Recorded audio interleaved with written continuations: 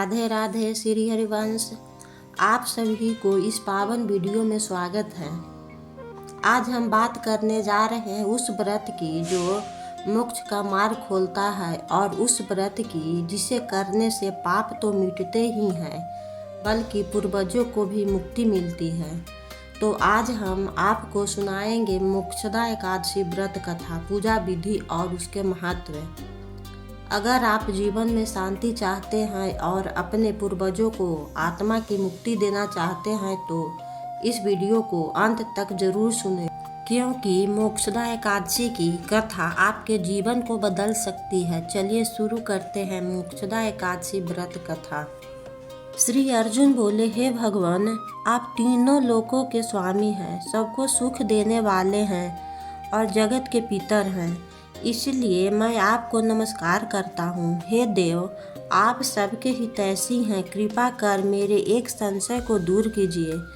मार्गशीर्ष माह के शुक्ल पक्ष में जो एकादशी होती है उसका नाम क्या है? उस दिन कौन से देवता की पूजा की जाती है और उनकी विधि क्या है? भगवान, मेरे इन प्रश्नों का विस्तार सहित उत्तर देकर मेरे संदेह को दूर कीजिए, बड़ी कृपा होगी। भगवान श्री कृष्ण बोले, हे अर्जुन, तुमने अत्यंत उत्तम प्रश्न किया है, इसीलिए तुम्हारा यश संसार में फैलेगा। तुम ध्यान पूर्वक सुनो। मार्गशीर्ष माह के शुक्ल पक्ष की एकादशी अनेकों पापों को नष्ट करने वाली है। यह मोक्षदा के नाम से प्रसिद्ध है। इस दिन श्री दामोदर भगवान की पूजा की जाती है। धूप दीप नैवेद्य आदि से भक्ति पूर्वक पूजा करनी चाहिए। हे अर्जुन, अब मैं एक पुराण की कथा कहता हूँ। इस एकादशी के व्रत के पुण्य के प्रभाव से नरक में गए हुए माता पिता पुत्रादि को स्वर्ग की प्राप्ति होती है। इसकी कथा इस प्रकार है, तुम ध्यान पूर्वक सुनो। प्राचीन गोकुल नगर में बैखानास नाम का एक राजा राज करता था। उसके राज में चारों वेदों के ज्ञाता ब्राह्मण रहते थे। रात्रि को एक दिन स्वप्न में राजा ने अपने पिता को नरक में पड़ा देखा। उसको स्वप्न में देखकर बड़ा आश्चर्य हुआ और प्रातःकाल होते ही वह ब्राह्मणों के सामने अपनी सब स्वप्न कथा कहने लगा। हे ब्राह्मणों, रात्रि को स्वप्न में मैंने अपने पिता को नरक में पड़ा देखा और उन्होंने मुझसे कहा कि हे पुत्र, मैं अब नरक भोग रहा हूँ, मेरी यहाँ से मुक्ति करा। जब से मैंने उनके यह वचन सुने हैं तब से मुझे चैन नहीं है।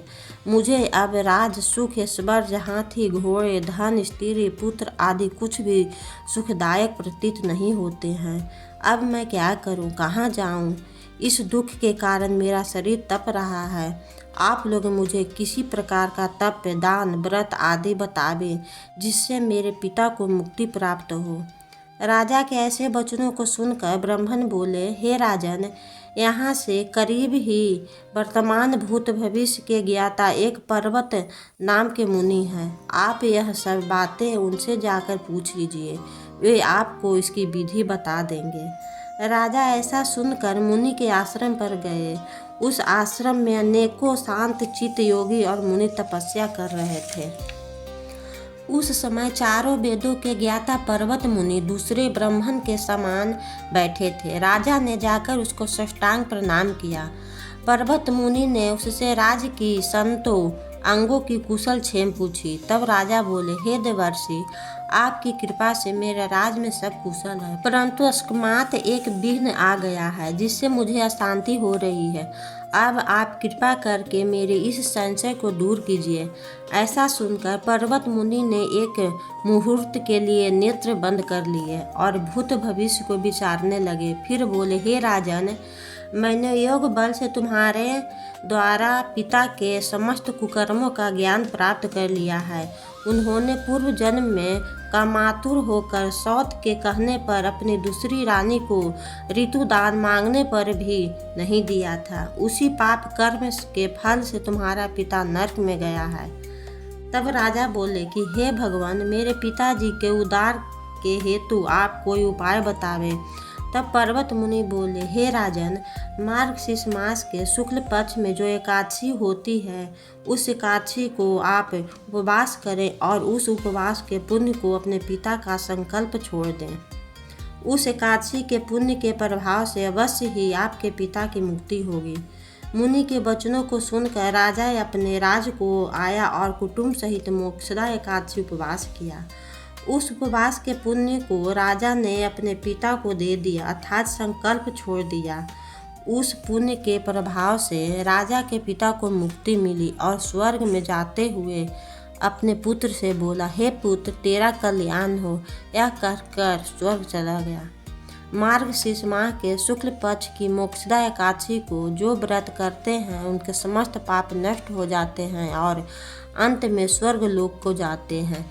इस व्रत से बढ़कर मोक्ष देने वाला कोई भी दूसरा व्रत नहीं है। इस कथा को सुनने व पढ़ने से वाजपेय का फल मिलता है। यह व्रत मोक्ष देने वाला चिंतामणि के समान है। अब मोक्षदा एकादशी व्रत की कथा समाप्त होती है, लेकिन आस्था कभी समाप्त नहीं होती। अब अगली वीडियो में एक नई कथा के साथ फिर मिलेंगे। तब तक प्रभु का स्मरण करते रहें।